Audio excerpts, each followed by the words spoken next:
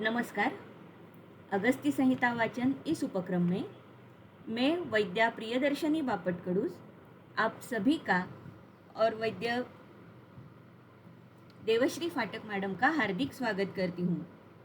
श्री चरक संहिता चिकित्सा स्थान द्वाविंशोध्याय तृष्णा चिकित्सा का वाचन चल रहा है और इसके अंतर्गत पिछले सत्र में हमने बहुत सारे यानी आहार्य कल्पनाओं के बारे में देखा था। यव, वाट्य, मंड, इसके बारे में मैडम ने हमें बताया था।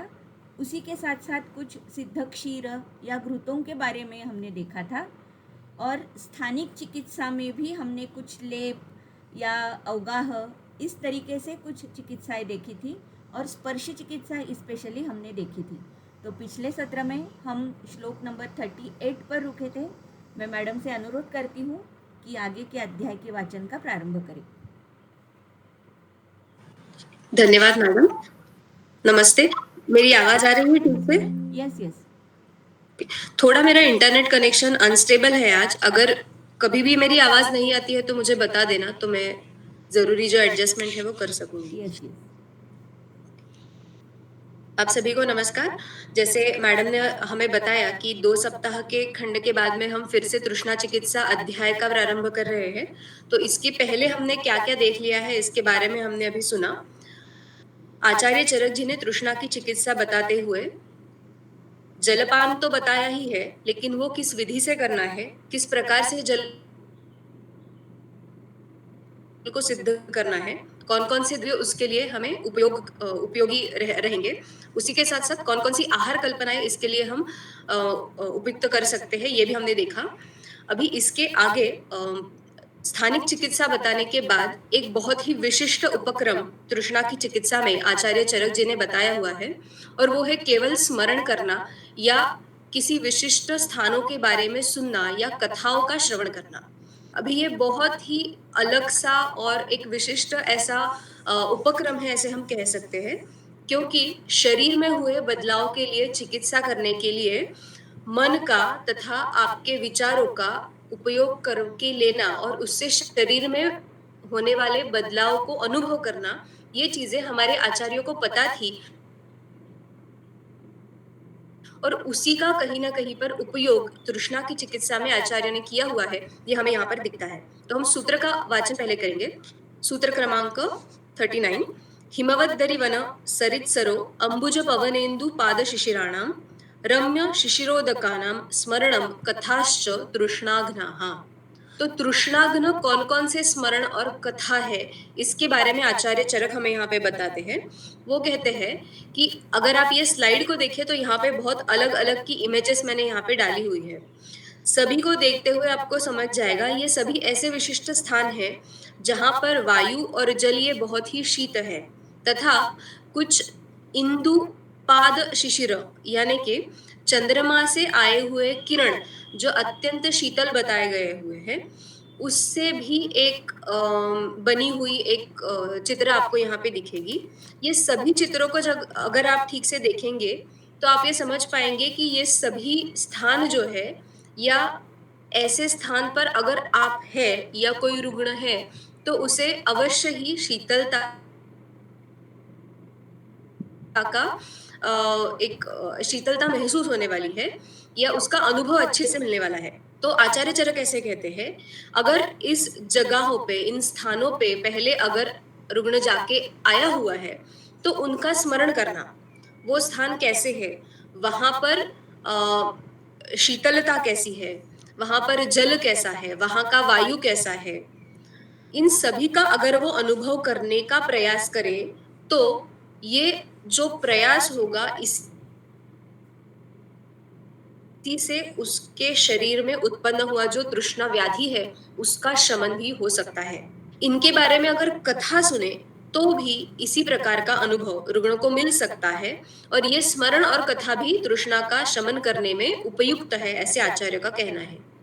अगर थोड़ा-सा आगे जाके आप अगर सोचें, तो स्मरण करना या उनकी कथा सुनना, ये कहीं न कहीं आजकल जो कुछ फ़ोकस्ड मेडिटेशन किए जाते हैं, उन्हीं से कुछ मिलता-जुलता समझता है। तो अगर आप इनके बारे में सोचने की प्रयास पूर्वक कोशिश करें तो आपको ये समझेगा कि उन जगह का अनुभव लेने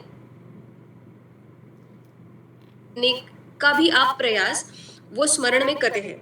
और जब ये मेडिटेशंस होते हैं तब आप वो अनुभव कर सकते हैं और उसी का उपयोग कहीं न कहीं यहाँ पर तृष्णा की चिकित्सा में भी आचार्य चरक ने किया हुआ है। ये हम इन सभी अलग-अलग स्थानों का वर्णन सुनने के बाद या देखने के बाद समझ सकते हैं। तो ये बहुत ही विशिष्ट उपक्रम तृष्णा की चिकित्सा का है, स्थानिक चिकित्सा के साथ-साथ आचार्य चरक ने बताया हुआ। इसके आगे हम देखेंगे, नेक्स्ट स्लाइड प्लीज़। अभी सामान्य चिकित्सा बताने के बाद तृष्णा के जो 5 भेद चरकाचार्य ने बताए हुए हैं, इन सभी भेदों की जो विशिष्ट चिकित्सा है, उनके बारे में भी यहाँ पे विस्तृत वर्णन किया गया है। तो सूत्र क्रमांक 40 और 41 में हम देखेंगे कि वातज तृष्णा की चिकित्सा आचार्य चरक ने बताई हुई है। हम सूत्र पहले पढ़ेंगे। वातघ्नम अन्नपानम मृदु लघु शीतम च वात तृष्णायाम क्षय कासनुत श्रुतम क्षीरघृतम ऊर्ध्ववात तृष्णाघ्नम स्यात् जीवनीय सिद्धम क्षीरघृतम वातपित्तजे तर्षः। यानी कि यहाँ पर सिर्फ वातज तृष्णा की नहीं तो उसी के साथ साथ एक ही सूत्र में अगर वातपित्तज तृष्णा हो तो उसके लिए क्या चिकित्सा करनी होगी, इसके बारे में भी आचार्य चरक हमें यहाँ पे बताते हैं। पहले सूत्र में उनका कहना ऐसा है कि वातघ्नम अन्नपानम मृदु लघु शीतम च, यानी कि अगर वातज तृष्णा रुग्ण में हो तो उसे तृष्णा चिकित्सा करते हुए जो अन्नपान देना है वो भी वातघ्न होना चाहिए। वो कौन से गुणों से समृद्ध होना चाहिए, तो वो अन्नपान मृदु होना चाहिए, लघु होना चाहिए यानी सुपाच्य होना चाहिए और शीत वीर्यात्मक होना चाहिए या शीत होना चाहिए। अगर इन गुणों से परिपूर्ण ऐसे आहार द्रव्यों का तथा पान का भी उपयोग रुग्ण में किया जाए तो उसकी वातज तृष्णा शमन होने में इससे लाभ दिखता है। उसी के साथ साथ क्षयकास में बताए हुए जो द्रव्य है या क्षयकास में बताए हुए जो अलग अलग कल्प है, विशिष्ट प्रकार से जो क्षीर घृत बनाए हुए हैं क्षयकास की चिकित्सा में, उनका उपयोग भी आप वातज तृष्णा की चिकित्सा के लिए कर सकते हैं। वातज तृष्णा के साथ साथ ये जो कल्प है या ये सिद्ध क्षीर घृत है वो ऊर्ध्ववात का भी शमन करते हैं। ऊर्ध्ववात इसका अर्थ हमें आचार्य चक्रपाणी बताते हैं कि ऊर्ध्ववातः श्वासः, यानी कि श्वास कृच्छ्रता अगर हो या वातज तृष्णा हो तो उनमें क्षयकास नुत ऐसे जो द्रव्य है उनसे सिद्ध किए हुए क्षीर घृतों का उपयोग हमें चिकित्सा में करना चाहिए। अब भी अगर आप चरक चिकित्सा 19 देखें तो वहां पे क्षयकास की चिकित्सा में क्या बताया हुआ है, ये अगर हम थोड़ा देखने की कोशिश करेंगे तो उसमें एक सूत्र आता है, पित्ते कफे च संक्षीणे परिक्षीणेषु धातुषु घृतम कर्कटकी क्षीर द्विबला साधितम पिबेत। यानी कि जब वहां पर पित्त और कफ क्षीण हो जाते हैं, केवल वात है और धातुओं का भी बहुत क्षय हो चुका है, ऐसी जब अवस्था आती है तो विशिष्ट द्रव्यों के साथ साथ बने हुए जो घृत है, सिद्ध किए हुए जो घृत है, उनका प्रयोग वहां पे बताया हुआ है। यहाँ पे कर्कटकी बताई हुई है यानी कर्कट श्रृंगी है और बला है, इनका प्रयोग करके इनसे सिद्ध जो घृत बनेंगे उसका उपयोग उन्होंने क्षयकास में बताया हुआ है। तो ऐसे ही घृत जब वातज तृष्णा का रुग्ण हो उनमें आप उपयोग कर सकते हैं। क्षयकास का चिकित्सा सूत्र देखेंगे तो वहां पर हमें स्रोतसों का शोधन तो करना है, लेकिन वो जो द्रव्य है वो मृदु होना आवश्यक होगा क्योंकि वो क्षयजकास है, उनमें भी धातुओं का क्षय ही है। तो इसी प्रकार से जो द्रव्य स्रोतसों का शोधन भी करे लेकिन वो देह का लेखन करने वाले, शोषण करने वाले नहीं हो, ऐसे द्रव्यों की वहां पर बहुत ही चतुराई से योजना की है और इन्हीं द्रव्यों से सिद्ध क्षीर घृत जो है वो हमें वातज तृष्णा में उपयोग करने के लिए आचार्य ने बताया हुआ है। अभी यही 2 सूत्रों में सिर्फ चरकाचार्य चिकित्सा वातज तृष्णा की बता के रुक जाते हैं, लेकिन अगर आप यहीं पे अष्टांग हृदय वाग्भट में क्या बताया हुआ है ये देखने की अगर कोशिश करेंगे तो उन्होंने कुछ अलग से विशिष्ट कल्प भी दिए हैं। जैसे कि अष्टांग हृदय में ऐसे बताया हुआ है कि तृष्णायाम पवनोत्थायाम सगुणम दधिष्यते, यानी कि गुड़ और दही का प्रयोग भी आप वातज तृष्णा की चिकित्सा में कर सकते हो। उसी के साथ साथ उन्होंने मांस रसों का भी उपयोग करने के लिए कहा है। और विदारियादि गण जो है वो गण से सिद्ध जल का पान भी वातज तृष्णा में आप रुग्णों को करवा सकते हैं, ऐसे आचार्य वाग्भट जी ने हमें तृष्णा की चिकित्सा में बताया हुआ है।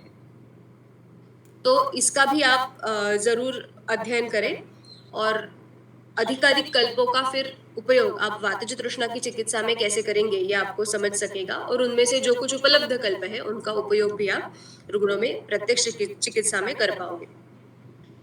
जो आखिरी यहाँ पे पंक्ति है, स्यात् जीवन्य सिद्धम क्षीरघृतम वातपित्तजे तरशः, ये हमें बताती है कि वात पित्तज अगर तृष्णा हो तो उसमें हमने कौन सी विशिष्ट द्रव्यों का उपयोग चिकित्सा में करना होगा। अभी हमने जो तृष्णा के 5 भेद देखे हैं उसमें वात पित्तज ऐसा भेद दिया ही नहीं है, लेकिन चिकित्सा बताते हुए आचार्य चरक ने यहाँ पे एक ही सूत्र में यहाँ पे वातज पित्तज तृष्णा की भी चिकित्सा बता दी है। तो इसी के ऊपर जब चक्रपाणी आचार्य टीका करते हैं तो उन्होंने ऐसा कहा है कि इनमें कुछ विशिष्ट अलग से लक्षण ना होके सिर्फ वात और पित्त दोनों भी स्वतंत्रतया और एकत्रित रूप से अधिक मात्रा में प्रकुपित होने से उत्पन्न ये तृष्णा है, इसीलिए उसको अलग से निदान में बतलाया नहीं है, लेकिन चिकित्सा में शायद उसके लिए कुछ विशिष्ट द्रव्यों का प्रयोग करना जरूरी होगा, इसलिए चिकित्सा में एक पंक्ति में उन्होंने बता दिया है कि जीवनीय गण सिद्ध क्षीरघृत जो है उसका आप उपयोग वात पित्तज तृष्णा में करें तो उससे रुग्णों को अवश्य लाभ होगा। तो अगर वातज तृष्णा है तो क्षयकासनुत श्रुत क्षीरघृत का उपयोग, और अगर वात पित्तज तृष्णा है तो वहां पर जीवनीय सिद्ध क्षीरघृत का उपयोग आपने करना है, ऐसे आचार्य चरक ने हमें यहाँ बताया हुआ है। Next slide please. अभी इसके आगे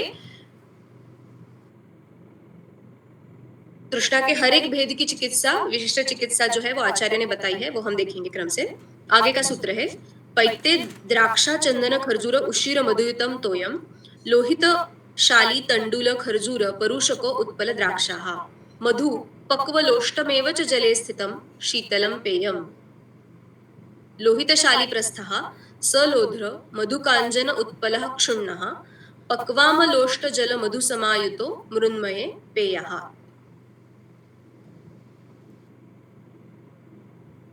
अभी वातज तृष्णा के बाद पित्तज तृष्णा की चिकित्सा यहाँ पर शुरू हो जाती है। सबसे पहले जो सिद्ध तोय पित्तज तृष्णा में जिसका प्रयोग करना है उसके बारे में हमें बताया है कि अगर पित्तज तृष्णा हो तो जल के साथ कौन कौन से द्रव्यों का उपयोग करें। द्राक्षा, चंदन, खरजूर, उशीर, इनसे द्रव सिद्ध जल सिद्ध करके मधुयुत उसका पान करवाना है। इसके पहले भी हमने देखा है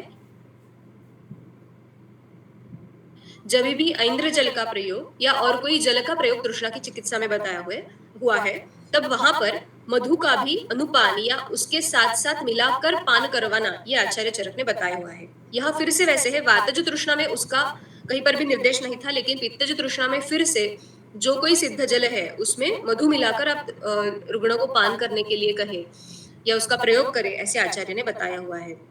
अगर आप ये सभी द्रव्य देखेंगे, द्राक्षा, चंदन, खरजूर, उशीर, ये सभी पित्त की सामान्य चिकित्सा में हम प्रयोग करते हैं। ऐसे द्रव्य है जो मृदु है, जो शीत है और जो मधुर रसात्मक है या तिक्त रसात्मक है। ऐसे द्रव्यों से ही जल सिद्ध करके उसका पान पित्तज तृष्णा में रुग्णों को करवाना है। इन्हीं द्रव्यों से मिलते जुलते अलग अलग कल्प जो सिद्ध जल हो या मंथ हो या पानक स्वरूप से हो, हम पित्तज ज्वर की चिकित्सा में भी देखते हैं, रक्त पित्त में भी देखते हैं। तो ये सभी अलग अलग थोड़े थोड़े भेद से ये सभी पानकों का जो प्रयोग है वो चिकित्सा में कैसा करना है ये हमें यहाँ पर दिखता है। पित्तज तृष्णा के ये 4 द्रव्य है, द्राक्षा, चंदन, खजूर और उशीर। अभी आगे ऐसा बताया है कि लोहितशाली तंडुल खरजूर परुषक उत्पल द्राक्षा मधु पक्वलोष्टमेव च जले स्थितम शीतलम पेयम। और एक सिद्ध जल यहाँ पर बताते हैं जिसमें लोहितशाली का भी प्रयोग किया हुआ है। लोहितशाली या रक्तशाली तंडुल जो है उन्हीं के साथ साथ जो पहले बताया है वैसा खजूर जैसा द्रव्य है परूषक ये एक अम्ल गण का द्रव्य है, उत्पल यानी कमल है, द्राक्षा है, और इनसे सिद्ध जो जल है उसमें बताया है कि मधु फिर से हमें उपयोग करना है, और पक्वलोष्टमेव च जले स्थितम, पक्वलोष्ट इसका प्रयोग तृष्णा की चिकित्सा में हमें इसके आगे भी कहीं काफी जगह में मिलेगा। सुश्रुत संहिता में जल के प्रसादन करने के लिए जो अलग अलग उपाय बताए हुए हैं उसमें इस प्रकार के तप्त लोष्ट का उपयोग करना या मृत्तिका का उपयोग करना, ये आप बहुत जगह पे देख पाओगे। इसके लिए आपको सुश्रुत संहिता का ये जो अध्याय है उसका अगर आप अध्ययन करेंगे तो और ज्यादा अच्छी तरीके से ये चीजें समझ जाएंगी कि पक्वलोष्ट का किस प्रकार से निर्वापन या जल के प्रसादन के लिए उपयोग किया गया है। यही यहाँ पर फिर से आ जाता है कि पक्वलोष्ट यानी जो पका हुआ हम कहेंगे कि वो मिट्टी का ढेला जैसा है जो पानी में बैठा हुआ है या रखा हुआ है, भिगोया हुआ है, और वो काफी समय तक उसमें है, तो जले स्थितम शीतलम पेयम, और जो इन्हीं द्रव्यों से सिद्ध ऐसा जो जल है उसका फिर पान आप पित्तज तृष्णा में भी रुग्ण को बता सकते हो। तो ये अलग और एक द्रव्यों का या सिद्ध जल का प्रयोग हुआ। आगे और एक सिद्ध जल बताया हुआ है, लोहितशाली प्रस्थः सलोध्र मधुक अंजन उत्पलः क्षुण्णः पक्वामलोष्ट जल मधु समायुतो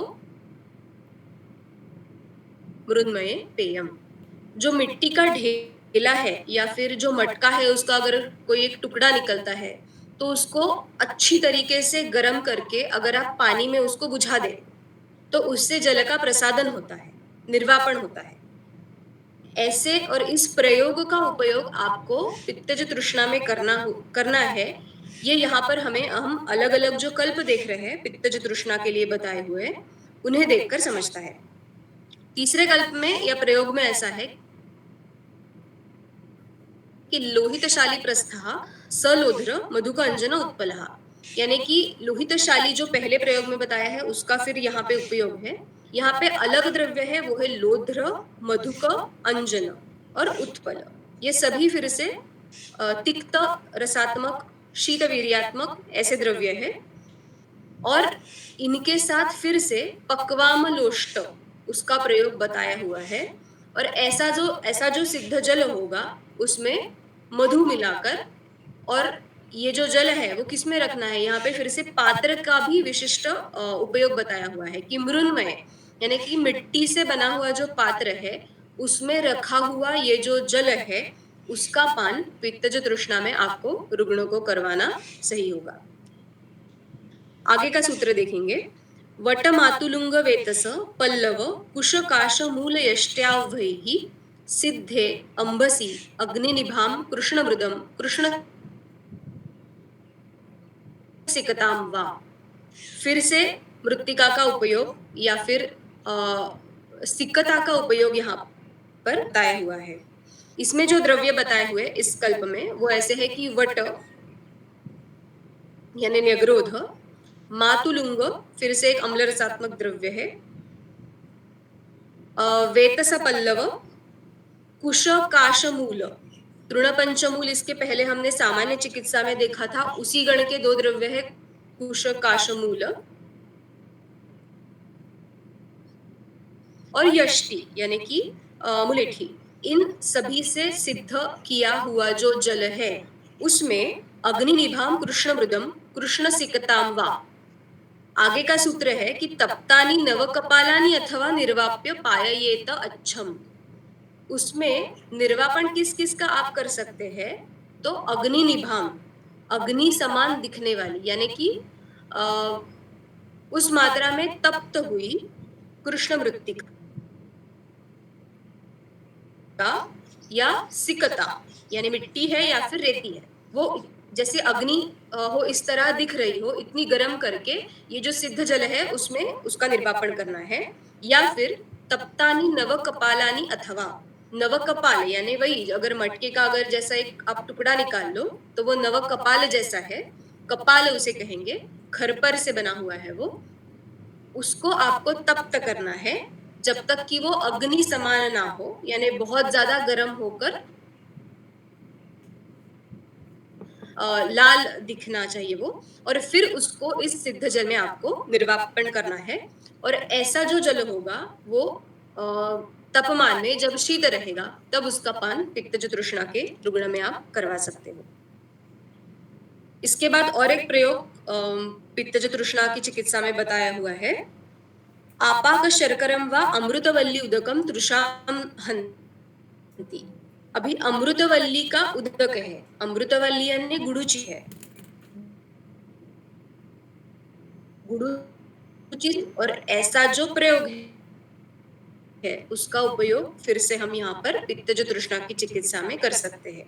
यहाँ पर एक केवल एकल द्रव्य है, यानी गुड़ुची का उपयोग यहाँ पे बताया हुआ है, और उसके सिद्ध जल का आपाक शर्करम इस प्रकार से कल्प बना के उसका पित्तज तृष्णा में आपने चिकित्सा के लिए उपयोग करना है, ऐसे यहाँ पर बताया हुआ है। आगे का सूत्र है क्षीरवताम मधुराणाम शीतानाम शर्करा मधुविमिश्राः शीतकषायाः मृद्भृष्ट संयुताः पित्त तृष्णाघ्नाः। तो पित्त तृष्णा नष्ट करने वाले या उसका शमन करने वाले अलग अलग और कल्प यहाँ पे आगे बताते हैं इस सूत्र में। क्षीरवताम यानी जिसमें क्षीर आपने मिलाया हुआ है, जिन कल्पों में या फिर जिन सिद्ध जलों में, मंथों में, पानकों में क्षीर का मिश्रण किया हुआ है। मधुराणम यानी मधुर रस के विपाक के ऐसे द्रव्य है। शीत वीर्य के द्रव्य है। शर्करा और मधु विमिश्र ऐसे पानक या कल्प है। शीत कषाय यानी अलग अलग हिम है। और मृद्भृष्ट संयुता यानी भर्जित और तप्त मृत का निर्वापन किए हुए या उसका संयोग रहे हुए ऐसे जो कल्प है, ये सभी पित्त तृष्णा के शमन के लिए उपयुक्त होते हैं। तो पित्तज तृष्णा की चिकित्सा में यहाँ पर फिर से क्षीर का भी एक उपयोग अलग से बताया हुआ है। मधुर शीत तो पित्त से बनी हुई तृष्णा है, तो सहज है कि उसी से पित्तज तृष्णा का शमन होगा। उसमें जो मिश्रण बताया हुआ है, संयोग बताया हुआ है, वो मधु का है, शर्करा का है, क्षीर का है, और उसी के साथ साथ मृद्भृष्ट संयुता, ये एक विशिष्ट ऐसा उपक्रम है जो पित्तज तृष्णा में अवश्य ही हमें जिसके बारे में सोचना होगा या जिसका प्रयोग करना होगा, क्योंकि पित्तज तृष्णा के शमन के लिए जो कुछ कल्प आचार्य चरक बताते हैं सभी में मृत, सिकता, कपाल, इन सभी का निर्वापन या उनका जल में स्थित होना या उससे बने हुए पात्र में सिद्ध जल को रखना, इसके बारे में अवश्य वर्णन किया है। इसीलिए पित्तज तृष्णा में इसे विशिष्ट रूप से ध्यान रखना जरूरी होगा, तब हमें चिकित्सा में अवश्य लाभ मिलेगा। आचार्य वाग्भट जी ने इसी के साथ साथ जो एक विशिष्ट गण बताया है जिससे सिद्ध ऐसे आप जलपान पित्तज तृष्णा में करवा सकते हैं, वो है सारीवादी गणांग। आचार्य वाग्भट जी ने जो सारीवादी गण बताया हुआ है, उनमें से मिले हुए द्रव्यों से सिद्ध जो जल होगा उसका पान भी पित्तज तृष्णा में करवाने के लिए कहा है। उसी के साथ साथ उनका ऐसा भी कहना है कि ज्वरोदितम व द्राक्षादि पंचसारांबु वापिबे, जैसे हमने देखा कि यहाँ पर जो सिद्ध जल करने के लिए द्रव्यों का उपयोग किया गया है, द्राक्षा, चंदन, खरजूर, उशीर, इनमें से कई द्रव्य ज्वर की या रक्तपित्त की चिकित्सा में भी आते हैं। तो आचार्य वाग्भट ने यहाँ पर स्पष्ट रूप से बताया हुआ है, ज्वरोदितम व द्राक्षादि पंचसारंभ वापिबेद, ज्वर में विशेषतः पित्तज ज्वर में जो द्राक्षादि पानक बताया हुआ है या पंचसार जल पंचसार पानक बताया हुआ है, उनका भी प्रयोग आप पित्तज तृष्णा में यहाँ पे कर सकते हो, ऐसे अष्टांग हृदय में हमें बताया हुआ है।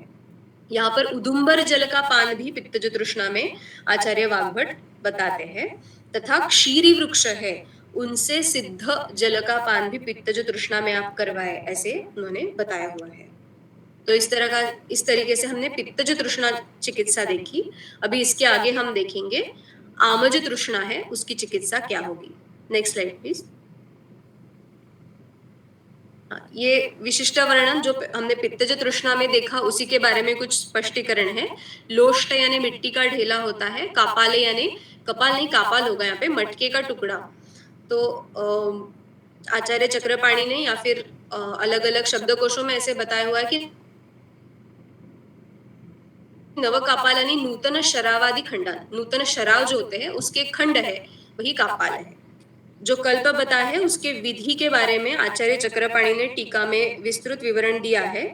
अगर आपको चाहे तो आप वो जब बनाना चाहे तो उसको उसका अध्ययन करके इस विधि से उसको बनाए तो उसकी सिद्धि अच्छी तरीके से हो सकती है। जो अमृतवल्ली सिद्ध जल बताया है उसके बारे में आचार्य चक्रवल्ली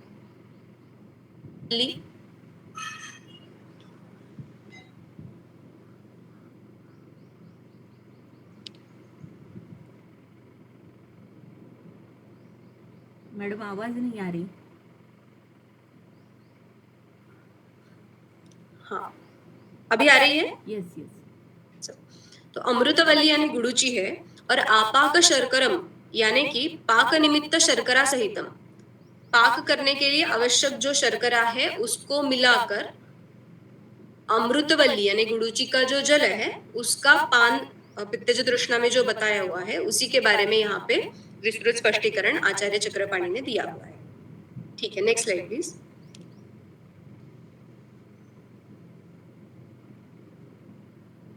अभी तृष्णा का जो आगे का भेद है वो कफज तृष्णा ना होके आमज तृष्णा है, उसी की चिकित्सा आचार्य ने आगे सूत्रों में बताई हुई है। हम सूत्र पढ़ेंगे। व्योषवचा भल्लातक तिक्त कषायाः तथा आम तृष्णाग्नाः यथोक्तम कफजायां वम्यां तच्चैव कार्यम स्यात्।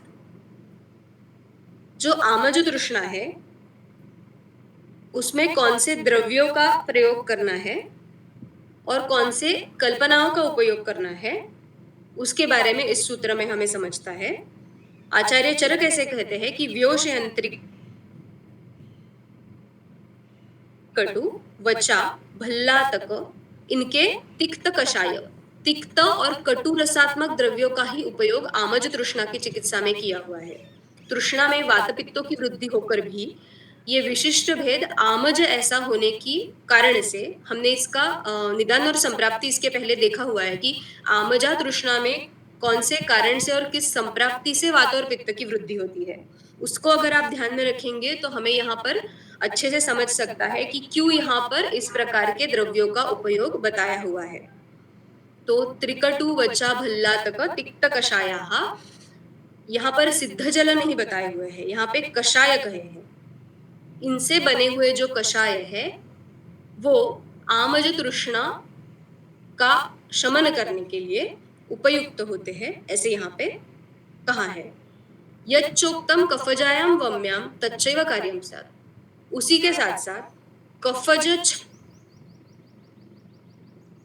छर्दी में जो कोई द्रव्य बताए हुए हैं या चिकित्सा बताई हुई है उसका भी उपयोग आमजा तृष्णा में आपने करना चाहिए, ऐसे यहाँ पर बताया हुआ है। वातजा तृष्णा में क्षयकासनुत द्रव्य से सिद्ध जो क्षीर घृत है उसका उपयोग बताया हुआ था। अब आमजा तृष्णा में कफज छर्दी में बताए हुए द्रव्यों का कल्पों का उपयोग करने के लिए यहाँ पर बताया हुआ है। अगर आप थोड़ा सोचने की कोशिश करें तो आमजा तृष्णा है यानी कि जलपान की आकांक्षा है, और कफज छर्दी है यानी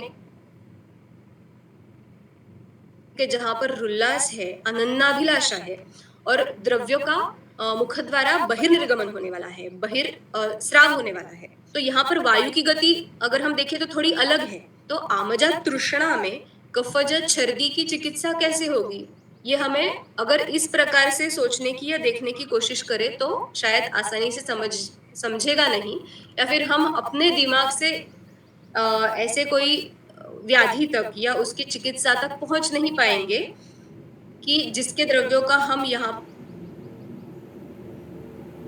पर जिसे हम आजकल वेस्टर्न मेडिसिन की टर्मिनोलॉजीज में रीपर्पजिंग कहते हैं, वो शायद हम नहीं सोच पाएंगे। लेकिन यहाँ पर जो बताया हुआ है उसी के बारे में अगर थोड़ा और सोचने की कोशिश करें तो शायद यहाँ पर आमजा तृष्णा का जो हेतु है और कफज छर्दी में जो हेतु है, ये दोनों के जो स्थान है उनसे विशिष्ट और उनमें आम की होने वाली उत्पत्ति और उससे आरंभ होने वाली संप्राप्ति उसको अगर हम ध्यान में रखें, तभी हम अगर समझ सकते हैं करने से लाभ हो सकता है।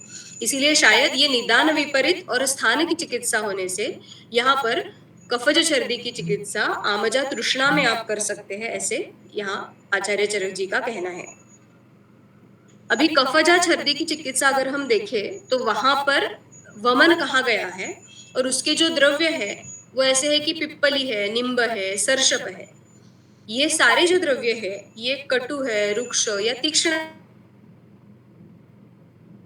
ऐसे द्रव्य है। लेकिन फिर आमजा तृष्णा में इन द्रव्यों का प्रयोग वमन के लिए, छर्दी के लिए आप करेंगे तो उससे उतना लाभ नहीं होगा। इसीलिए बस उतना एक अलग सा भेद कफज छर्दी से आमज तृष्णा का क्या है उसके बारे में आगे के सूत्रों में आचार्य चरक हमें स्पष्ट तरीके से बताते हैं। आगे का सूत्र हम पढ़ेंगे। स्तंभ अरुचि अविपाक आलस्य छर्दिषु कफानुगाम तृष्णाम ज्ञात्वा दधि मधु तर्पण लवणोष्ण जलैहि वमनमिष्ट। आमजा तृष्णा में वमन ये पंचकर्म का उपक्रम आप चिकित्सा में इस्तेमाल कर सकते हैं। ये वमन कौन से द्रव्यों से करना है उसके बारे में और कौन सी अवस्था में करना है उसके बारे में भी इस सूत्र में हमें समझता है। स्तंभ अरुचि, स्तंभ यानी जखड़ाहट है, अरुचि है यानी अन्नपान की इच्छा नहीं है, अविपाक है अजीर्ण की अवस्था है, आलस्य जैसा लक्षण है और छर्दी जैसा लक्षण है। तो ऐसे लक्षण होते हुए आमजा तृष्णा है वो कफानुगाम यानी कि यहाँ पर कफ ये अनुबंधी दोष होता है। इसीलिए इस कफ के अनुबंध को जान के आप यहाँ पर वमन करवाए। वो कौन से द्रव्यों से? तो यहाँ पर वमन के लिए दधि मधु तर्पण और लवण उष्ण जल का आप उपयोग कर सकते हैं। इसीलिए इसके पहले जो मैंने आपको बताया कि कफज छर्दी की चिकित्सा जो इसके साथ बताई हुई है उसमें जो वमन बताया है उसमें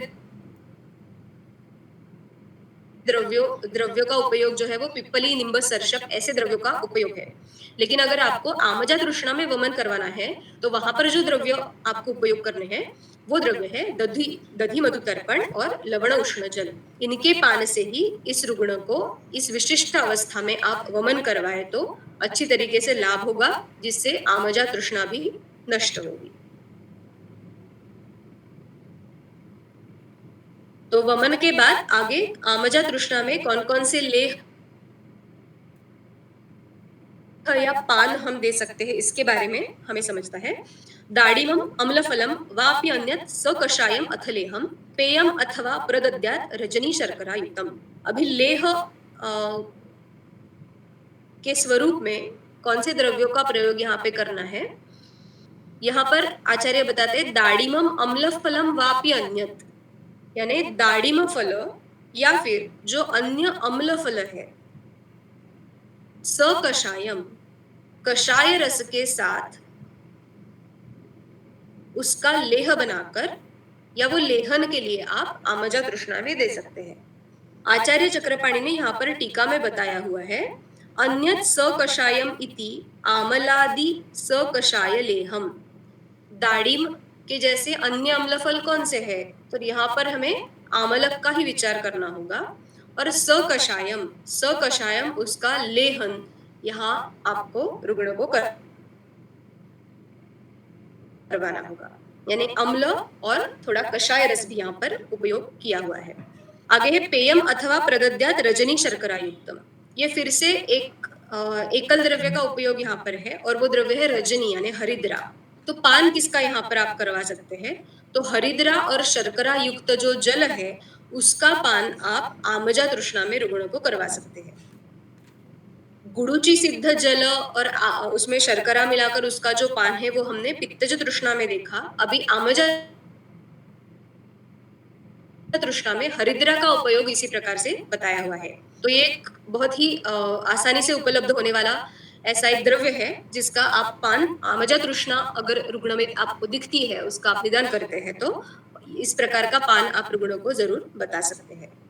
तो इस प्रकार हमने आमजा तृष्णा में कैसे कफज छर्दी की चिकित्सा करनी है, वमन कौन सी अवस्था में करना है, उसमें अनुबंधी दोष कौन सा हो सकता है, इसीलिए वमन करवाना है, और इसमें लेह या पान कौन कौन से करवाने हैं, ये देख लिया। Next slide please.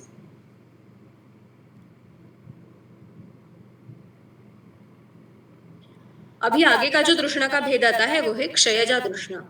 निदान में हमने देखा हुआ है यहाँ पर क्षय यानी कि विशेष रूप से शरीर में जो जलमहाभूत प्रधान ऐसे रस धातु है, ऐसा जो रस धातु है उसका क्षय यहाँ पर विशेष रूप से होता है, और इसीलिए इसे क्षयजा तृष्णा कहा गया है। जब इस विशिष्ट भेद की चिकित्सा आपको करनी है तो क्या विशिष्ट विचार आपको करना होगा, ये अब हम यहाँ पे देखेंगे।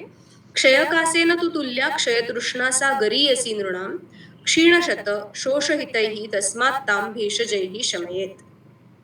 यानी कि यहाँ पर जो क्षयजा तृष्णा चिकित्सा है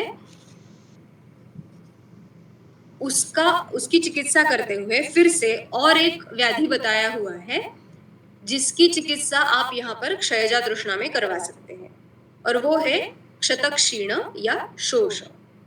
क्षतक्षीण में बताए हुए या फिर शोष में यक्ष्मा में बताए हुए जो भेषज है उनका उपयोग क्षयज तृष्णा में आप कर सकते हैं, ऐसे हमें यहाँ पर स्पष्ट रूप से बताया हुआ है। और ऐसा भी कहा है कि क्षयकासेन तु तुल्या, यानी क्षयकास में जिस प्रकार की गंभीरता होती है उसी प्रकार की क्षय तृष्णा होती है, इसीलिए वो गरीयसी है, यानी चिकित्सा करने में थोड़ी सी दुस्तर होगी। वातज पित्तज और आमज तृष्णा की चिकित्सा ये थोड़ी आसान होगी, उससे लाभ भी शायद जल्दी हो जाएगा, लेकिन क्षयजा तृष्णा है वो गरीयसी है, थोड़ी गंभीर स्वरूप की होती है, इसीलिए जैसे क्षयजकास होता है उसी प्रकार से ये भी गरीयसी होती है, और इसीलिए उसमें जो भेषजों का उपयोग करना है वो आप क्षतक्षीण में जो भेषज बताए हुए हैं, यानी कि जो सर्पी गुण बताए हैं उनका भी लेहन यहाँ पर आप क्षयजा तृष्णा में करवा सकते हैं, और शोष में जो कुछ अलग अलग भेषज या कल्प बताए हुए हैं उनका भी उपयोग क्षयजा तृष्णा में आपने करना है। ऐसे एक ही सूत्र में क्षयजा तृष्णा की चिकित्सा आचार्य ने हमें बता दी है।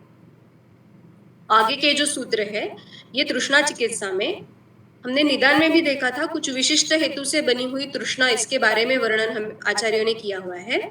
वैसे ही इन विशिष्ट हेतुओं से बनी हुई जब तृष्णा होगी तब उसमें चिकित्सा में क्या विशिष्ट विचार करना है ये हमें आगे के सूत्र में दिखता है। तो ये तृष्णा की हेतुनुसार चिकित्सा हमें चरकाचार्य बताते हैं। पहला सूत्र हम देखेंगे। मैडम थोड़ा सा स्क्रॉल डाउन कर सकते हैं एक क्योंकि थोड़ा स्लाइड के नीचे आ गया है वर्ड।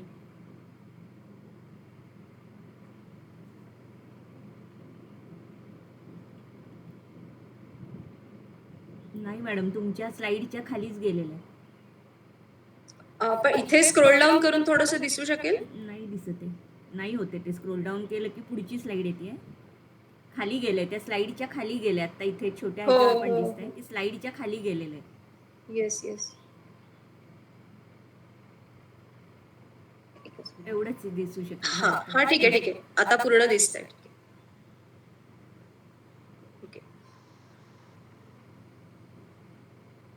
तो सूत्र क्रमांक अभी हम देखेंगे 51। पान तृषार्थः पानम तु अर्धोदकम अम्ल लवण गंधाढ्यम शिशिरस्नातः पानम मद्यांबु गुडांबु वा तृषितः।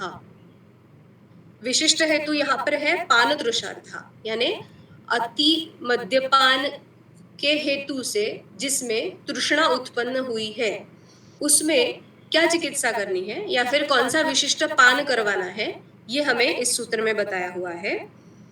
पानम तु अर्धोदकम, यहाँ पर मद्य का ही पान अर्धोदक डाल के आप रुग्ण को दे सकते हैं। अम्ल लवण गंधाढ्यम, यहाँ पे वो जो पान होगा उसमें अम्ल रस और लवण रस ये अधिक रूप से प्रकर्ष से व्यक्त होना चाहिए, और उसी के साथ साथ गंधाढ्य यानी कि गंध भी उस पान को प्रभुत मात्रा में होना चाहिए, तभी पान तृषार्त ऐसा जो रुग्ण है उसकी अतिमदात्य से या पानात्य से बनी हुई तृष्णा है उसका शमन होगा। तो अति मद्यपान से उत्पन्न हुई जो तृष्णा है उसमें पान फिर से मद्य का है, या जो कोई द्रव्य आप दे रहे हैं उसमें भी अम्ल लवण और गंधाढ़ वो होना चाहिए, उसका विचार करके ही उसका उपयोग आपको यहाँ पर करवाना होगा। शिशिर स्नान से तृष्णा उत्पन्न होती है, इसका भी हमने निदान में वर्णन देखा है, उसकी संप्राप्ति क्या है और शिशिर स्नान से किस प्रकार से तृष्णा बन सकती है उसका वर्णन हमने देखा हुआ है। अगर ऐसे विशिष्ट हेतु से रुग्ण में तृष्णा बनती है तो वहां पर क्या विशिष्ट चिकित्सा है, तो वहां पर पानार्थ हमें रुग्ण को देना है मद्यांबु, यानी मद्य और पान जल उसका मिलाकर पान, मद्यांबु का पान इस रुग्ण को हमें करवाना है। तथा गुड़ाम्बु, गुड़ के साथ जल को मिश्र करके बनने वाला जो गुड़ाम्बु है उसका पान भी आप यहाँ पर विशिष्ट रूप से कर सकते हैं। अगर आपको याद होगा तो जब हमने शिशिर स्नान से बनी हुई तृष्णा है उसकी निदान संप्राप्ति देखी थी, तब वहां पे जो उष्ण क्लांत व्यक्ति है, जो तृषार्त है, उसने एकदम से जलपान नहीं करना चाहिए, उसके बारे में निर्देश किया हुआ है। हमने तभी इसके बारे में सोचा था कि हमें भी ये बताया जाता है कि अगर आप धूप में से आए हो, कहीं बाहर से आए हो, तो एकदम से आप पानी ना पिए, कुछ समय विश्रमण करके उसके बाद में आपने पान करना है। और ये ट्रेडिशनली हमारे यहाँ पे पास ऑन होता है कि आप ऐसे समय पे गुड़ और जल का पान करें, या थोड़ा सा गुड़ खा के फिर जल पान करें। तो इसका कहीं ना कहीं रेफरेंस हमें इस सूत्र में यहाँ पे मिलता है कि शिशिर स्नात और उष्ण क्लांत उनकी संप्राप्ति हमने एक साथ ही देखी थी, और वहां पर तृष्णा किस प्रकार से उत्पन्न होती है ये भी हमने देखा था। तो इस विशिष्ट अवस्था में हमें गुड़ाम्बु का पान देना चाहिए, तभी उससे तृष्णा का शमन अच्छी तरीके से होगा, ये हमें इस सूत्र में समझ जाता है। उसी के साथ साथ मद्यांबु का भी पान आप इस अवस्था में बता सकते हो, ऐसे आचार्य ने बताया हुआ है। अभी आगे का विशिष्ट हेतु है, उस सूत्र का हम वाचन करेंगे। भक्तोपरोध दृशितः स्नेह तृषार्तो अथवा तनुयवागुम प्रपिबेत गुरुणा तृषितो भुक्तेन तत् उद्धरेत भुक्तम। मद्यांबु वा अंबु कोष्णम बलवान तृषितः समुल्लिखेत पीत्वा मागधिका विशदमुखः स शर्करम वा पिबेत मंथम। यानी कि जब अधिक भोजन के बाद, अत्यशन के बाद उससे अवरोध होकर तृष्णा की उत्पत्ति होती है, हमने ये निदान में देखा हुआ था। या फिर जब गुरु अन्नपान के साथ के बाद तृष्णा की उत्पत्ति होती है, तब वहां पर विशिष्ट विचार करके विशिष्ट चिकित्सा का ही हमें उपयोग करना होता है। वो किस प्रकार की है इसका वर्णन इन दो सूत्रों में बताया हुआ है। भक्तोपरोध तृषितः, इस विशिष्ट हेतु से जब रुग्ण तृषित है, अथवा स्नेह तृषार्थ, स्नेहपान अध्याय में भी आपने देखा होगा, अति स्नेहपान से या अयोग्य अगर स्नेहपान होता है तो उससे भी तृष्णा की उत्पत्ति होती है। तो जब ऐसे विशिष्ट हेतु से तृष्णा उत्पन्न होती है तो वहां पे जलपान नहीं करना है, वहां पे किसका पान करवाना है, तो तनु यवागुम, यहाँ पे अन्न कल्पना है, वो भी यवागु कल्पना है, और वो भी तरल होनी चाहिए, तनु होनी चाहिए। तो ऐसे उष्ण यवागु जो तनु है उसका पान यहाँ पर हमें अगर स्नेह तृषित हो या भक्तोपरोध तृषित हो तो उसमें करवाना है। आगे ये बताया है कि प्रपिबेद गुरुणा तृषितो भुक्तेन, गुरुणा भुक्तेन तृषितो, यानी गुरु आहार से उत्पन्न हुई जो तृष्णा है उसमें पान करके तद उद्धरेत भुक्तम, उद्धरेत यानी उसका वमन करवाना है, जो खाया है उसको बाहर निकाल देना है, तभी वो तृष्णा का शमन हो सकता है। तो उसके लिए कौन से द्रव्यों का उपयोग करना है, तो मद्यांबु व अंबु कोष्णम, या फिर उष्ण जल का पान करवा के, मद्य का पान करवा के या उष्ण जल का पान करवा के, कौन से रुग्ण में तो जो बलवान है, अबल रुग्ण में इसका उपयोग नहीं करना है। जो बलवान रुग्ण है उसमें अगर गुरु भोजन करके तृष्णा उत्पन्न हुई है तो उसमें कोष्ण जल का या फिर मध्याम्बु जो है उसका पान करवा के समूल्लिखेत, वो जो भोजन है उसका समूल्लिखेत यानी उसको निकाल देना है वमन द्वारा। और फिर मागधिका विशद मुखः सशर्करं वा पिबेत मंथम, वमन करवा के मागधिका विशद मुखा, इस पर टीका आचार्य चक्रपाणी ऐसे कहते हैं कि मागधिका विशद मुख इत्यत्र मुख वैशद्य मात्र कारिका पिप्पली प्रयोक्तव्या, मुख वैशद्य करने वाली ऐसी जो पिप्पली है वो उतनी ही बस मात्रा में उसका प्रयोग करना है। स शर्करम वा पिबेत मंथम, या फिर शर्करा उसमें मिलाकर मंथ का पान भी आप उस रुग्ण में करवा सकते हैं। तो अगर गुरु भोजन से, अति स्नेहपान से या अयोग्य स्नेहपान से भोजन से अवरोध होने के वजह से तृष्णा उत्पन्न होती है तो वहां पर जैसे कफजा तृष्णा में बताया हुआ था एक विशिष्ट अवस्था में वमन करवाना, वैसे यहाँ पर भी वमन करवाने का निर्देश है। उसके लिए जो द्रव्यों का उपयोग करना है वो द्रव्य यहाँ पर अलग है। वहां पर दधी तर्पण था, लवणांबु था, और यहाँ पर मध्यांबु है या कोष्ण जल है। इनका पान करवा के रुग्ण को वमन देना होगा, तभी वो तृष्णा का जाके शमन होगा। यहाँ पर आप अलग अलग द्रव्यों से सिद्ध अगर जलपान देते रहेंगे तो इस रुग्ण की तृष्णा का शमन नहीं होने वाला है। Next slide please. अभी और कुछ विशिष्ट अवस्था और विशिष्ट लक्षण जिनमें किस प्रकार से चिकित्सा करनी चाहिए ये हम यहाँ देखेंगे। बलवांस्तु तालुशोषे पिबेत घृतम तृष्यम अद्याच्च सर्पीभृष्टम क्षीरम मांसरसांश्च अबलः स्निग्धान। जब तालुशोष ये विशिष्ट लक्षण हो तो उसमें क्या करना है? अगर बलवान रुग्ण है तो बलवान रुग्ण में अगर तृष्णा भी है, तालुशोष भी है, तो उसमें घृत का पान करवाने कहा है। और जब ये रुग्ण अबल हो तो उसमें सर्पीभृष्टम क्षीरम मांसरसाश्च स्निग्धान। घृत का पान तालुशोष में बताना ये थोड़ी अलग बात है, उसके बारे में आचार्य चक्रपाणी ने टीका में विस्तृत विवरण किया है। लेकिन ये ध्यान में रखना है कि रुग्ण बलवान है या अबल है उसके ऊपर निर्भर करता है कि आपको उसको पान के लिए कौन सी कल्पना का उपयोग करना है या कौन सा भेषज देना है। घृत का पान अगर बलवान रुग्ण है तो तभी उसे देना है।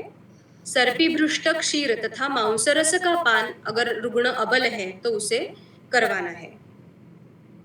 आचार्य चक्रपाणी टीका में बताते हैं, तालुशोषे यद्यपि घृतम निषिद्धम तृष्णा मूर्छा परिताहा च गर्भिण्यत तालुशोषिणः, सूत्रस्थान अध्याय 13 में से बताया हुआ है।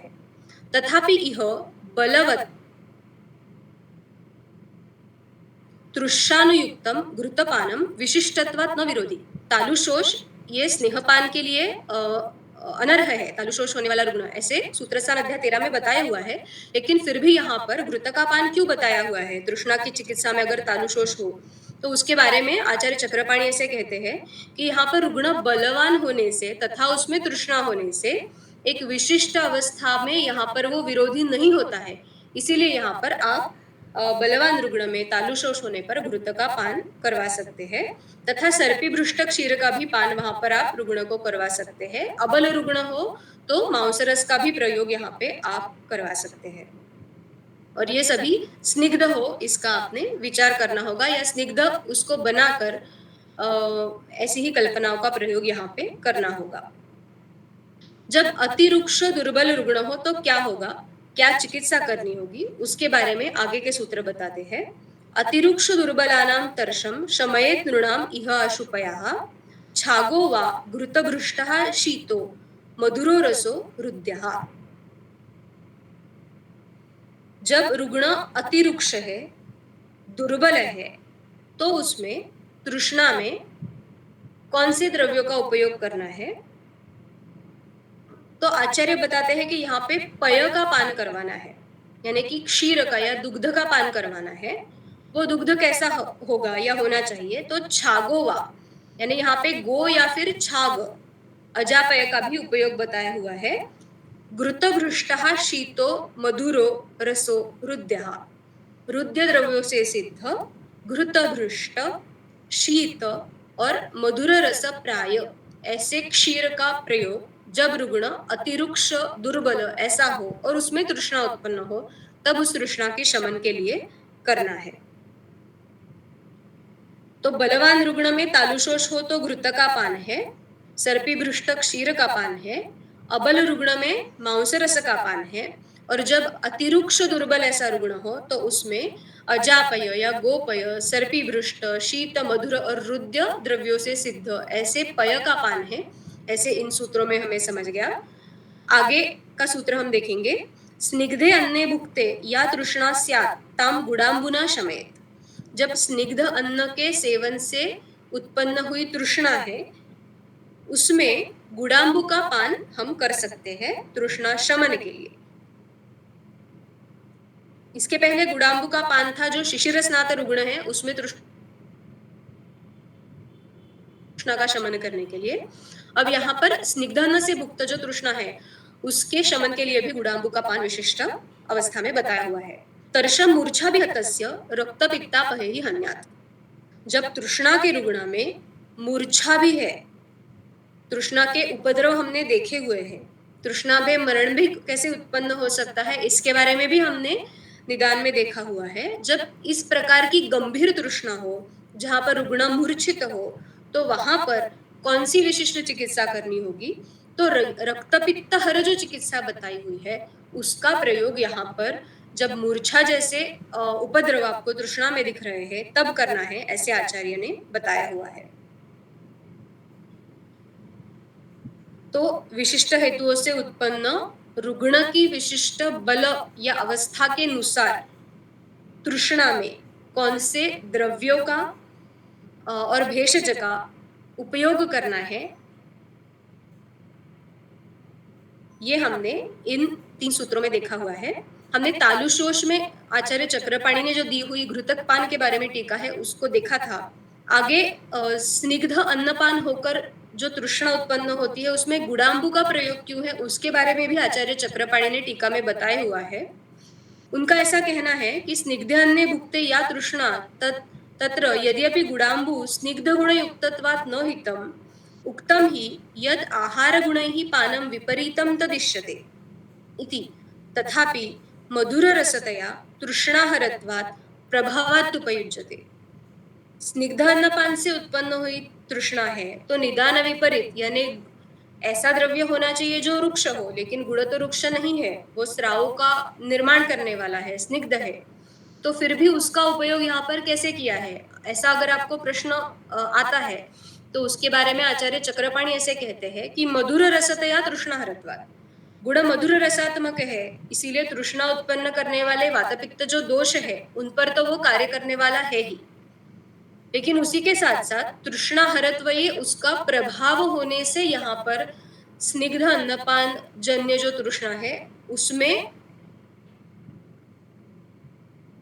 इसका उपयोग बताया होगा, ऐसे आचार्य चक्रपाणि ने यहाँ पे स्पष्टीकरण दिया हुआ है। आगे जो मूर्छा भी हत रुग्ण में तृष्णा है उसके बारे में जो रक्तपित्त हर चिकित्सा कही गई है उसके बारे में एक वाक्य में आचार्य चक्रपाणि की टीका उपलब्ध है।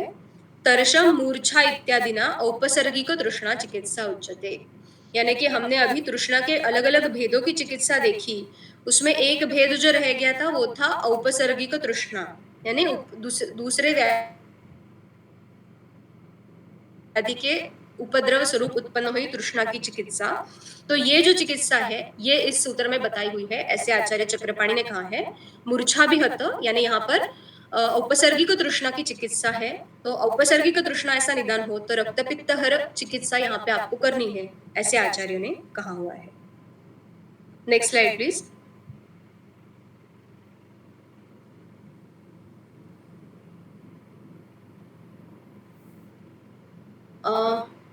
मैडम वैसे 1 ही मिनट रहा है लेकिन 3-4 ही सूत्र है, क्या हम इसे आज अध्याय को समाप्त कर दें? Yes yes sure. ठीक, ओके। तो हम अभी तृष्णा चिकित्सा अध्याय के अंत में आ रहे हैं। कुछ ही सूत्र यहाँ पर अभी उर्वरित है। तृष्णा की चिकित्सा बताने के बाद जलपान के बारे में कुछ विशिष्ट नियम या विधि अध्याय के अंत में हमें आचार्य चरक जी ने बताए हुए हैं। हम सूत्र पढ़ेंगे 57, 58, 59। यहाँ पर उष्ण तथा शीत जलपान अर्हता इत्यादि विषयों के बारे में बताया हुआ है। त्रुदाह मूर्छा भ्रम क्लम मदात्तय अस्र विषपित्ते शस्तम स्वभाव शीतम श्रुत शीतम सन्निपाते अंभा। जब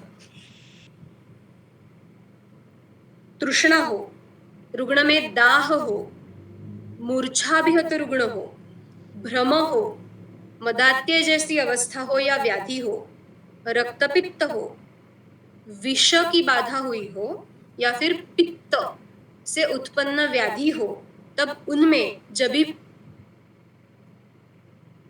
भी आपको जलपान बताना है तो स्वभाव शीत यानी कि टेम्परेचर वाइज और गुणतः जो शीत है ऐसे जल का पान ही उस रुग्ण में करवाना है। यानी कि अगर किसी रुग्ण को कोई रुग्ण आपके पास भ्रमय लक्षण लेकर आता है तो उसके अनुपान में भी आप जो जल प्रयोग करने वाले हैं वो भी कोष्ण जल ना होके वहां पर प्रायः जो स्वभाव शीत जल है उसका ही उपयोग करना चाहिए।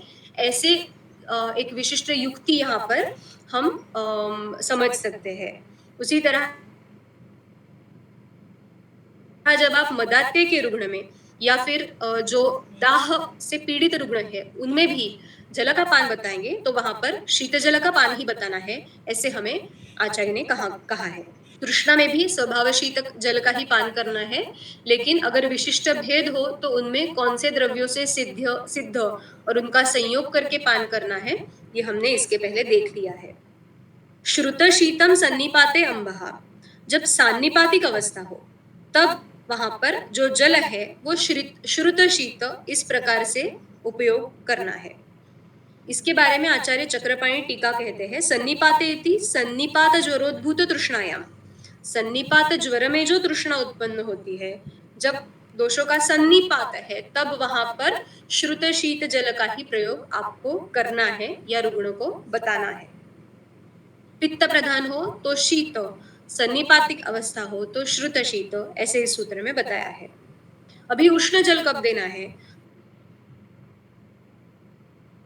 तो हिक्का श्वास नवज्वर पीनस घृतपीत पार्श्वगलरोगे कफवात कृते स्याने सद्य शुद्धे च हितम उष्णम। उष्ण जल का पान आपको कौन कौन सी व्याधि में रुग्ण में अवस्था में बताना हुआ है तो अगर हिक्का जैसा व्याधि है, श्वास व्याधि है, नवज्वर है, पीनस है यानी प्रतिश्याय है, घृतपान जिस रुग्ण ने किया हुआ है, जिसमें पार्श्वशूल है या पार्श्व से संबंधित व्याधि की उत्पत्ति है या फिर जो गलरोग से पीड़ित है, और इसके अलावा भी जो कफवात दोषों से बने हुए और जिसमें स्त्यान कफ हुआ है वात के रौक्ष के वजह से, इस प्रकार के जो व्याधि है, इस प्रकार की जो दोषावस्था है उनमें, तथा जिनमें अभी अभी सद्य शुद्धि यानी अभी अभी शोधन उपक्रम किया हुआ है, पंचकर्म के उपक्रम अभी अभी हमने किए हुए हैं, तो संसर्जन क्रम में हम वैसे भी उष्ण जल का पान ही बताते हुए, तो इन सभी अवस्थाओं में व्याधि में या इन दोषों के उपस्थिति में जो जल का पान बताना है, यानी कि सिर्फ पानार्थ ही नहीं तो जो औषधि के साथ अनुपान स्वरूप में भी अगर आप जल बता रहे हैं तो वो उष्ण जल बताना है, ऐसे हम इस सूत्र से समझ लेते हैं। आगे है जल का पान किसने नहीं करना चाहिए, किसने कम करना चाहिए, इसके बारे में कुछ निर्देश है। पांडु उदर पीनस मेह गुल्म मंदानल अतिसारेषु प्लिन्नीच तोयम न हितम कामम असह्ये पिबेत अल्पम। यानी कि किसने जलपान नहीं करना चाहिए। हम सभी को ये पता होता है कि जब उदर का कोई रुग्ण आपके चिकित्सालय में चिकित्सा के लिए प्रवेशित होता है तो उसे हम जलपान निषिद्ध कहते हैं। उसको हम कहते हैं कि बिल्कुल पानी नहीं पीना है, आपने सिर्फ पय का पान करना है, दुग्ध का पान करना है। तो अधिक मात्रा में हमें यही एक अवस्था या व्याधि पता होता है जहाँ पे हम जलपान नहीं कहते हैं। वेस्टर्न मेडिसिन के एंगल से देखें तो जब उनमें क्रोनिक रीनल फेल्यूर के पेशेंट्स होते हैं तो उनमें वो कहते हैं कि जल का पान अत्यंत कम करें। तो ये एक अवस्था हमें पता होती है जब हम जलपान नहीं करें ऐसे रुग्णों को बताते हैं। हमारी दृष्टि से और ऐसी कौन सी अवस्था है, तो जब पांडु जैसा व्याधि हो, उदर हो, पीनस हमने देखा उष्ण जलपानार्ह है, वैसे ही ये जलपान उसमें कम से कम करे तभी अच्छा होगा, ऐसे आचार्य कहते हैं। प्रमेह जो व्याधि है जिसमें बहुद्रव श्लेष्मा ही व्याधि उत्पत्ति कारण है, गुल्म जैसा व्याधि है, मंदानल यानी जो रुग्ण में अग्नि ही मंद है, अतिसार जैसा रुग्ण है, और प्लीहा व्याधि जिसमें है, इन सभी रुग्णों में तोयम न हितम जलपान हितकारक नहीं है। जलपान बहुत ही जरूरत पड़े, बहुत ही शोष उत्पन्न हो तो कामम बहुत ही जलपान की जब इस रुग्ण को इच्छा हो और अभी असह्य हो, जल पीना ही होगा, तभी पिबेत अल्पम कम मात्रा में जल का पान करवाए, ऐसे यहाँ पे कहा है। तो जल जीवन है भी, तो कोई कोई व्याधि में और अवस्था में सिर्फ जीवितावस्था को रखने के लिए, मेंटेन करने के लिए ही बहुत कम मात्रा में जल का पान करवाना है। वो कौन से व्याधि है उसका निर्देश यहाँ पे बताया हुआ है। अगर अतिसार जैसा व्याधि है तो ये बहुत बार गलत तरीके से रुग्णों को बताया जाता है। जनरल कोई प्रैक्टिशनर या कोई ऐसे ही घर वाले बता देते हैं कि आपको अतिसार हो रहा है तो आप अधिकाधिक पानी पीते रहो, क्योंकि खुद को हाइड्रेटेड रखना जरूरी है। लेकिन ये किस तरीके से गलत है, तो सिर्फ जल का पान वहां पे उपयुक्त नहीं है, या फिर वो व्याधि का शमन नहीं कर सकता है। अतिसार की चिकित्सा में जो यवागु बताई गई है, जो सिद्ध जल होंगे, उनका प्रयोग वहां पे हितकारक होगा, लेकिन जो स्वभाव शीत ऐसा जल है वो यहाँ पर पानार्थ नहीं बताना है। और अगर बहुत ही जरूरत पड़े तो बहुत कम मात्रा में उसका आप प्रयोग उस रुग्ण में कर सकते हैं, ऐसे यहाँ पर हमें समझता है। तो ये जलपान के बारे में कुछ नियम है जो हमें हमारी रोज के चिकित्सा व्यवहार में, या फिर आपकी बहुत ही हमारे आसपास कुछ रुग्ण होते हैं, कोई घर परिवार वाले होते हैं जिनको इस बारे में हमसे जानकारी लेना बहुत ही जरूरी लगता है या समझने में इच्छा होती है, तो उन्हें हम कोई अगर रेफरेंस वाली बात बताना चाहते हैं, कुछ ऑथेंटिक इन्फॉर्मेशन देना चाहते हैं, तो उसके बारे में जलपान के कुछ विशिष्ट नियम यहाँ पे बताए हुए हैं, ऐसे हम समझ सकेंगे। Next slide please.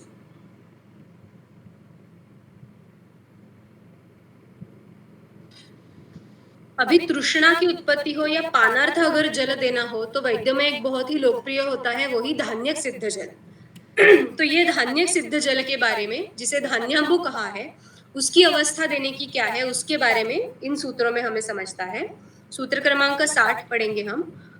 पूर्वाम अयातुरः सन दीनः तृष्णार्दितो जलम कांक्षम न लभेत स चेत मरणम आशु एवं आपनुयात दीर्घरोगम वा तस्मात् धान्याम्बु पिबेत तृष्ण रोगी स शर्करा क्षौद्रम यद्वा तस्य अन्यत् स्यात् सात्म्यम रोगस्य तच्च इष्टम। अभी जो इसके पहले के सूत्र में व्याधि बताए हुए हैं, मेह है, गुल्म है, पीनसय है, उदर है या अतिसार है, इनमें वैसे बताया गया कि इनमें जलपान हितकारक नहीं है। अगर बहुत ही आकांक्षा हो तो कम मात्रा में उसे पानार्थ जल देना चाहिए, लेकिन फिर भी सिर्फ सामान्य जल देने से उसमें कुछ विशिष्ट जल का पान, सिद्ध जल का पान अगर करवाए तो वो हितकारक होगा। वो कौन सा है, तो वो धान्याम्बु यहाँ पर बताया हुआ है, और वो देने की अवस्था ऐसे है कि पूर्वामया तुरहा, जो पहले इसके व्याधि बताए गए जहां पर जलपान हितकारक नहीं है, ऐसे अगर व्याधि से ग्रस्त रुग्ण हो तो वो दीन हो गया है, उसको जलपान ना होने से अगर वो दीन दिख रहा है और बहुत ही तृष्णार्दित हुआ है, बहुत ही जलपान की इच्छा कर रहा है, तो अगर उसको इस अवस्था में अगर आप पानी ना दे, जलपान ना करवाए, तो मरणम आशु एव आपनुयात, दीर्घ रोगम वा, तो ऐसे अगर उसको आप बिल्कुल भी पानार्थ जल ना दे तो उसमें मृत्यु भी आ सकती है, या फिर कोई दीर्घ रोग उत्पन्न हो सकता है, वही व्याधि से रिकवरी ना होकर वो और लंबा चला ऐसे हो सकता है। इसीलिए वहां पर उस अवस्था में पानी देना होगा। लेकिन फिर कौन सा पानी देना है, तो धान्यांबु का पानी यहाँ पर आपको करवाना है।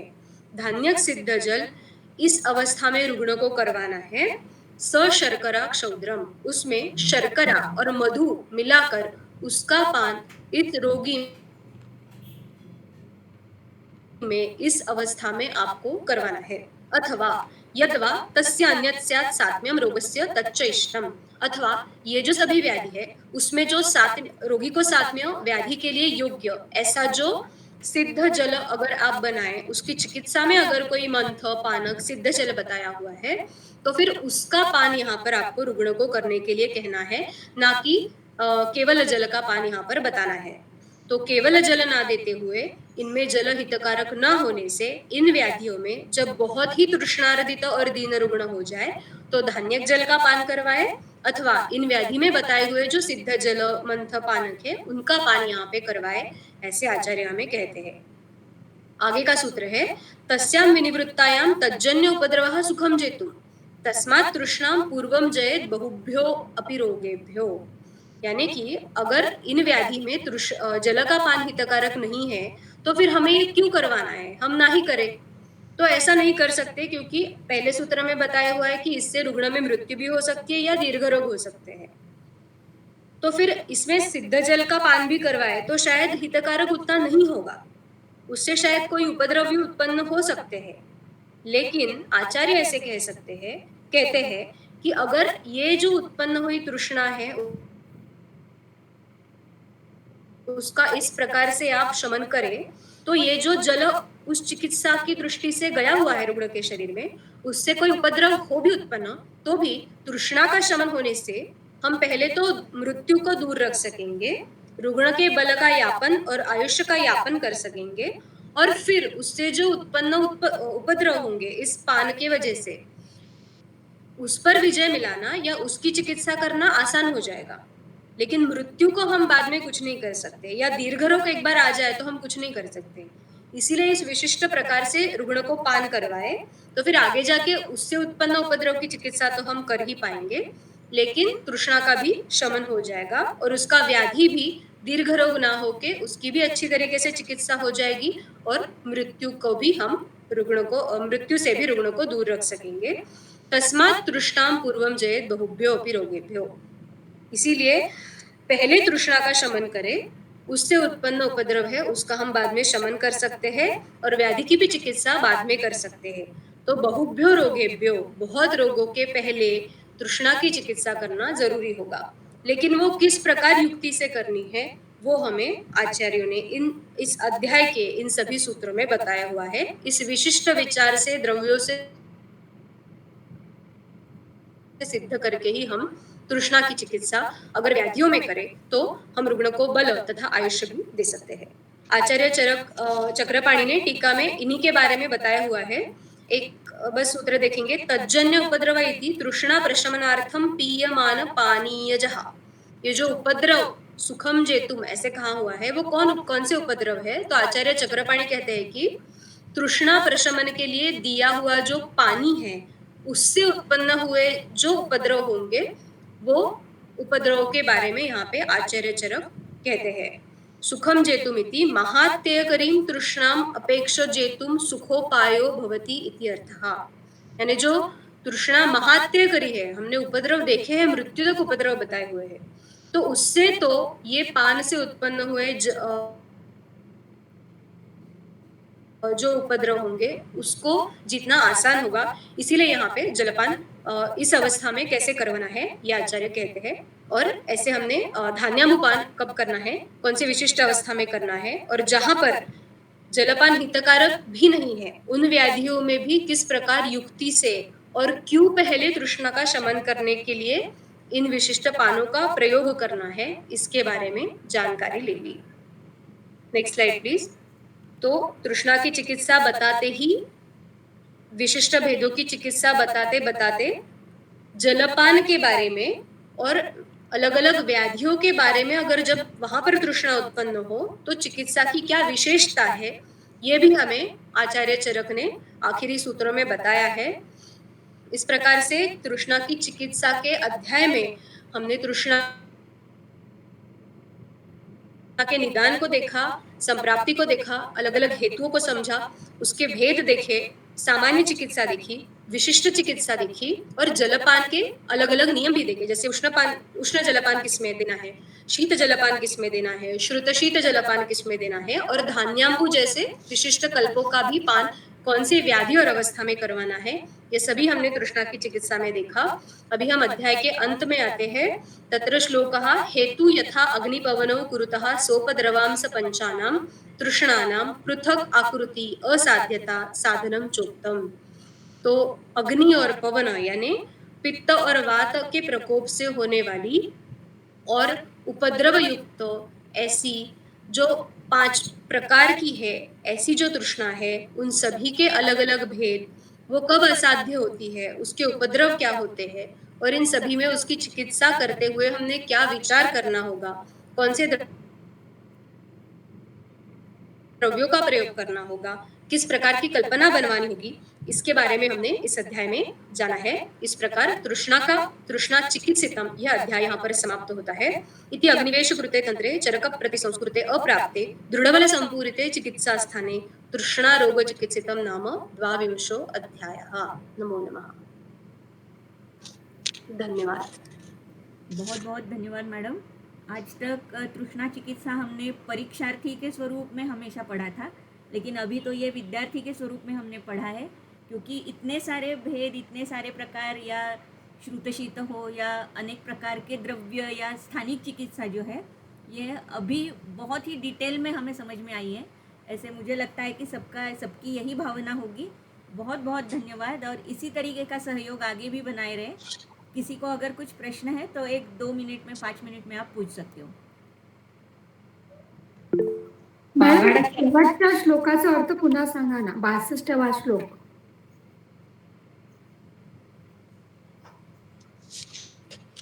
आवाज नाही येते मॅडम, एकदा परत.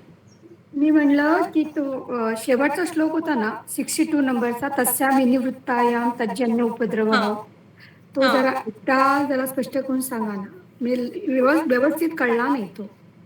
हाँ, तर इथे काय है कि जिन व्याधि में तृष्णा उत्पन्न होने से जलपान हितकारक नहीं होता है, उसके बारे में हमें 59 सूत्र में बताया हुआ। अभी ऐसे व्याधियों में भी अगर तृष्णार्दित रुग्ण हो तो उसमें आप जलपान करो, यानी कि अपने ही विधान को विरुद्ध विधान यहाँ पे बता रहे हैं आचार्य। पहले कहते हैं कि जलपान हितकारक नहीं है और आगे कहते हैं कि अब इसमें जलपान कराओ, लेकिन वहां पर वो अवस्था बताते हैं कि कौन से अवस्था में उसको जलपान करवाना है और आगे जाके ये भी बताते हैं कि सामान्य या केवल जो जल है उसका पान नहीं करवाना है, तो ये विशिष्ट जो सिद्ध जल है उसका पान आपको करवाना है। तो जलपान हितकारक नहीं है, आप सिद्ध भी जलपान करके दे तो भी वहां पर जल महाभूत तो रुग्ण के शरीर में जाने ही वाला है, आप चिकित्सा कर रहे हैं। जो हितकारक नहीं है, ऐसी चीज, ऐसे द्रव्य या ऐसे कल्प का आप यहाँ पर प्रयोग कर रहे हैं, तो वो पूरी तरीके से हितकारक होगा क्या? तो नहीं, पूरी तरीके से हितकारक नहीं होगा। लेकिन फिर भी जैसे हम कहते हैं कि risk is to benefit ratio हमको समझना कभी भी जरूरी होता है चिकित्सा करते हुए। तो यहाँ पर रिस्क ऐसी है कि ऐसे रुग्णों में भी अगर आप जल पूरी तरीके से निषिद्ध बता दे,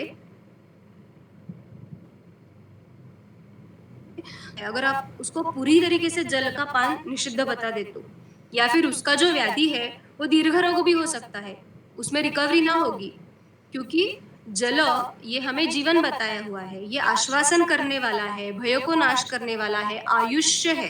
तो ऐसे जल को निषिद्ध बता रहे हैं तो उससे रिस्क बढ़ने वाली है। तो इसीलिए इस रिस्क को आगे हम कुछ नहीं कर सकते। एक बार मृत्यु आ गया तो आप कुछ उस रुग्ण में कर सकते हैं? नहीं कर सकते। इसीलिए वो ना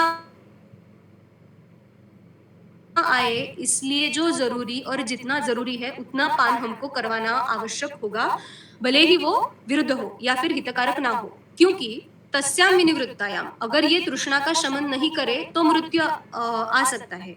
लेकिन तृष्णा का शमन करे तस्याम विनिवृत्तायाम, अगर तृष्णा उसमें फिर नष्ट हो गई इस प्रकार के जल का पान करवाने से, तो तज्जन्य उपद्रवः सुखम जेतुम, ये पान की वजह से जो कुछ उपद्रव होगा जो हितकारक नहीं है, ऐसा जल महाभूत शरीर में धान्याभू के स्वरूप से शरीर में चला भी गया, तो उससे जो कुछ उपद्रव होने वाला है उसका नाश करना या शमन करना आगे जाके आसान होने वाला है, लेकिन मृत्यु की कोई चिकित्सा नहीं है। इसीलिए आप इस प्रकार से सिद्ध जल का पान उसमें करवाए, उससे जो उत्पन्न उपद्रव होगा उस पे जय मिलाना या उसका शमन करना हमारे लिए सुखकारक होगा, इजी होगा, और रुग्ण का भी आयुष्य का यापन हो जाएगा। इसीलिए तृष्णा की जो चिकित्सा है वो हमें पहले करनी होगी, तभी फिर आगे जाके आगे की व्याधि की चिकित्सा होगी, क्योंकि इस व्याधि में, व्याधि समझ लो उदर है और उसमें तृष्णार्दित दीन रुग्ण है, उसको जलपान आप नहीं करवाए उस समय पर, उसमें मृत्यु आ जाएगा। तो आपने मतलब ऐसे समझ लिया कि नहीं जलपान निषेध है इसलिए नहीं दिया, रुग्ण का मृत्यु होगा, तो आगे जाके आप उदर की चिकित्सा कर पाएंगे क्या? नहीं कर पाएंगे, क्योंकि रुग्ण ही नहीं रहा तो चिकित्सा किस व्याधि की करोगे। इसीलिए तभी के लिए आप तृष्णा की चिकित्सा कर दो, आगे जाके उसके उपद्रव की चिकित्सा कर सकते हैं, क्योंकि रुग्ण के आयुष्य का तो यापन हो जाएगा। ऐसे ही इसका अर्थ है। मुझे आशा है की इससे शायद आपको समझ में आए। हा मॅडम, खूप छान कळलं आता. धन्यवाद. हॅलो धन्यवाद. मॅडम, ते वमनाचं आलेलं आहे ना, तिथे दही, मधु आणि तर्पण असं म्हणजे ते कसं, म्हणजे दहीचं कसं वापर वमनाचं? आता ह्याचा व्यावहारिक प्रयोग खरं तर मी देखील केलेला नाहीये, त्यामुळे हे द्रव्य वापरून इथे वमनोपग याच प्रकारे त्याचा वापर करायचा असणार आहे, कारण दही अभिषंधी आहे, त्यामुळे गरजेपुरता स्त्राव वाढवून जो काही वातपित्तांना अवरोध करणारा आम आहे किंवा कफ आहे त्याला बाहेर काढण्यासाठी थोडीशी सुलभता उत्पन्न व्हावी यासाठी इथे ती द्रव्य वापरलेली असावीत असं मला वाटतंय, कारण ही सगळी अभिषंधी आणि स्त्राव निर्माण करणारी आहेत. आणि तेवढं एक तात्कालिक तेवढं काम झालं तरी पण दोषांचं निर्हरण किंवा आमाचं निर्हरण सोपं होईल असं वाटतंय. ही यामागची थिअरी आहे, पण व्यावहारिक तरी उपयोग मी केला नाहीये. मला असं वाटतं आपल्याकडे ह्याच्यातल्या एक्सपर्ट म्हणून वैद्य प्रियदर्शिनी कडूस मॅडम आहेत, तर त्यांना जर ह्याच्याबद्दल काही माहिती असेल तर त्यांनी कदाचित नाही, व्यवहारामध्ये मीही नाही कधी दही नुसतं जास्त वापरलं. प्रकाश टाकला तर मलाही अजून ते क्लिअर होईल असं वाटतंय. नाही, पण मीही कधी असं दही डायरेक्ट वापरलेलं नाहीये, पण सद्योवमन आहे हे इथे, त्याच्यामुळे कदाचित ते दही खाऊन लगेच वमन अशा अर्थाने ते आलं असावं, किंवा मधाचं म्हणजे मधु जल जे आहे ना, तर ते तर आपण छेदनासाठी वापरतो. जल आणि मधु असं मिक्स करून त्याच्यामध्ये आपण वापरू शकतो. कारण सद्य वमन आलंय ते, पार स्नेहन आणि स्नेहपान अशी अपेक्षा नाहीये तिथे. नाहीये. ओके मॅडम, छान झालं. मेरे ख्याल से सारे प्रश्न हो चुके हैं. मैडम, आपका फिर से एक बार बहुत बहुत धन्यवाद. फिर से अभी हम मिलेंगे, ऐसे ही मैंने जैसे कहा कि ऐसा ही सहयोग आपका बनाए रहे. तो आज के लिए यहीं पर रुक रहे हैं. बहुत बहुत धन्यवाद.